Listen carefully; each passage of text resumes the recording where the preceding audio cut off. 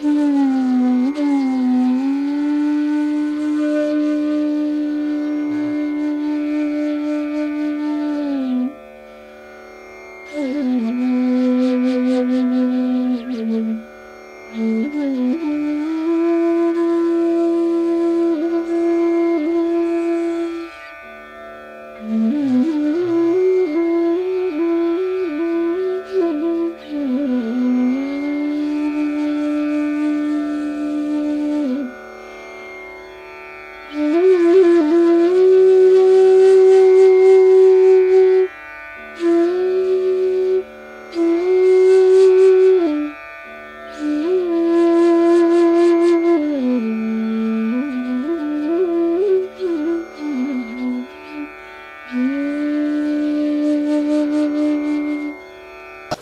कहीं न कहीं हमारा मन भाग जाएगा।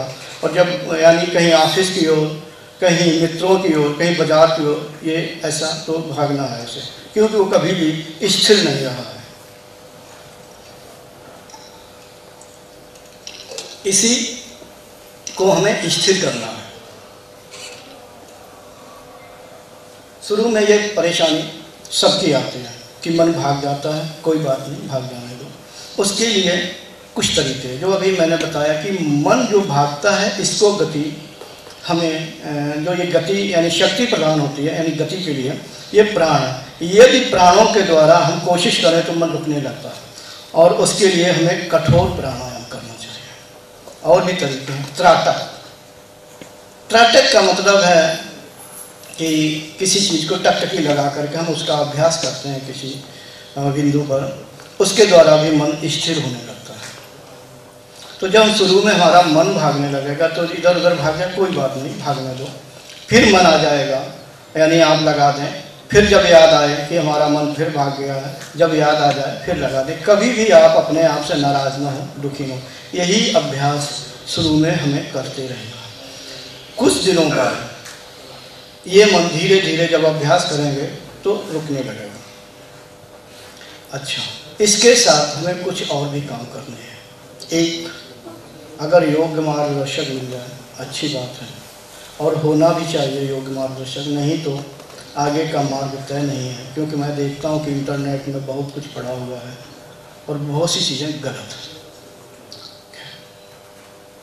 अच्छा, जब मन धीरे धीरे स्थिर होने लगेगा, अर्थात हमारी इंद्रियाएं जो बहिर्मुखी हो रही हैं वो शांत होने लगेंगी। जैसे ही इंद्रियाएं शांत होने लगेंगी तो सबसे पहले हमारे मूलाधार चक्र में क्रिया होनी शुरू हो जाएगी।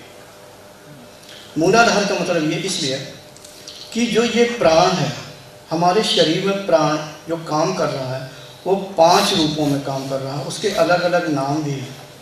प्राण, अपान, समान, व्यान और उदान। ये जो अपान वायु है हमारे शरीर के निचले भाग में काम करती है, अर्थात अधोगति होकर के बाहर को निकलती है। तो ये गति उसकी रुकने लगती है। अभी मैंने कहा कि मन और प्राण एक दूसरे के पूरक हैं।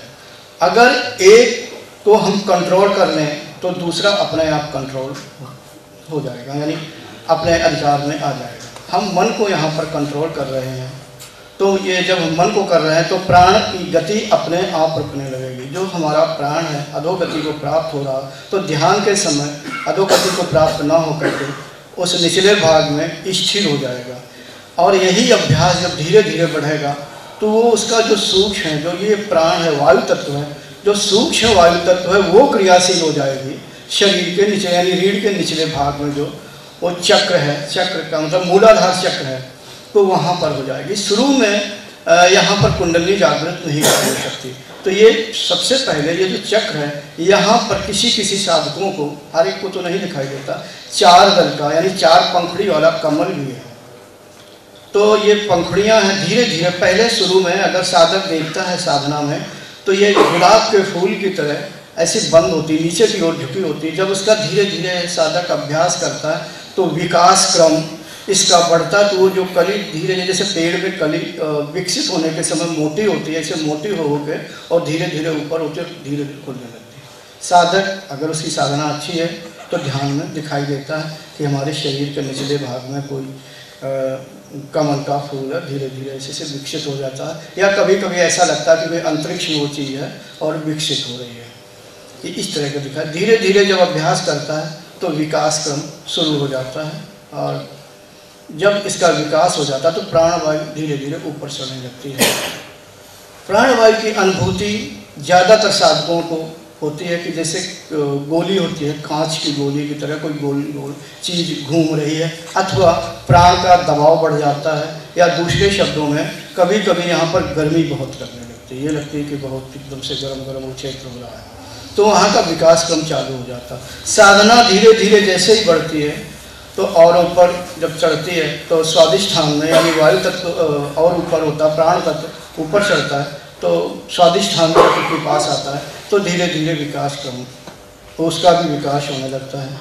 वहाँ 6 दल का कमल है तो उस क्षेत्र का विकास होने लगता है। मैं जल्दी जल्दी और बताए दे रहा हूँ। धीरे धीरे जब विकास धीरे धीरे महीनों में होता है, महीनों तक साधक साधना करता है तो नाभि चक्र खुलने लगता है। ऊपर प्राणवायु जब चढ़ती है, नाभि में नाभि चक्र का 10 दल का कमल है तो धीरे धीरे उसका विकास होकर के ऊपर आते, इस तरह से कंठ चक्र तक तो साधक बड़े आराम से आ जाता है। आगे बढ़ना बड़ा मुश्किल है। बहुत से लोग यानी साधक यहीं पर धोखा खा जाते हैं। ये जो प्राण है हल्का हल्का गुनगुना या गरम गरम सा ऊपर की ओर चढ़ता हुआ दिखाई देता है, समझ में आता है। कभी कभी जो साधक अगर पिछले जन्मों में योगी रह चुके हैं, भक्त रह चुके हैं, आध्यात्मिक मार्ग में चल चुके हैं, तो उन्हें ऐसा लगता है, वो हिस्सा दिखाई देने लगता है कि गोल गोल वायु भी दिखाई देती है। इन आँखों से नहीं दिखाई देती है, लेकिन पारदर्शी वायु कांच, जैसे पारदर्शी कांच होता है, इस तरह का कोई गोल गोल चीज़ घूम रही है और ऊपर चढ़ रही है, धीरे धीरे ऊपर चढ़ रही है, तो वहाँ तक तो आ जाता है। फिर इसके बाद साधक को बहुत बड़ा अभ्यास करना पड़ता है। अगर पूर्व काल का योगी है तो कंठ चक्र जल्दी खुल जाएगा, नहीं तो जल्दी नहीं खुलता है। इसी तरह से कई वर्षों बाद उसका यहाँ पर कंठ चक्र खुल के आज्ञा चक्र होते हुए और ब्रह्मरंध्र खुल जाता है। मैंने जल्दी में इसलिए कहा सहस्त्रदल कमल सहस्त्रार चक्र नहीं खुलता है।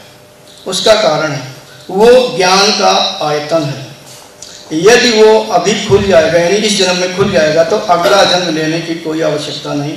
उसे संपूर्ण ब्रह्मांड का ज्ञान हो जाएगा, उसका संपूर्ण विकास हो जाएगा। फिर उसे यहाँ संसार में आने के लिए कोई आवश्यकता नहीं। उसका चित्त अत्यंत निर्मल हो जाएगा और उसके संस्कार पूर्ण रूप से नष्ट हो जाएंगे और वो अपने आत्मा में अवस्थित हो जाएगा। जन्म लेने का कोई कारण नहीं होगा। हाँ, अब ये जो चक्र है, फिर दोबारा नीचे से बताना शुरू कर रहा हूँ। जो ये चक्र है, इन चक्र में शक्तियाँ विद्यमान होती हैं। अब ये साधक पर निर्भर करता है कि वो तंत्र मार्ग का है या सात्विक मार्ग से चल रहा है। अगर वो तंत्र मार्ग मेरा नहीं है, लेकिन फिर भी मुझे मालूम है कि वहाँ पर उन्हें अन्य विशेष प्रकार की शक्तियाँ दिखाई देती हैं। उनका मैं नाम नहीं लेना चाहता यहाँ पर। हाँ, जो सात्विक साधना करते हैं, मेरा सहज ध्यान योग मार्ग है, तो इन्हें वहाँ पर गणेश जी दिखाई देते हैं। भगवान गणेश जी उस चक्र के देवता हैं। वहाँ पर कभी कभी दिखाई देता है कि वो यज्ञ कुंड है और उसमें बैठे हुए। और जो नाभि स्वादिष्ठान चक्र है, वहाँ ब्रह्मा जी का स्थान है और वो सृष्टि का कार्य करते हैं। मूलाधार का मतलब मूल आधार गणेश जी हैं।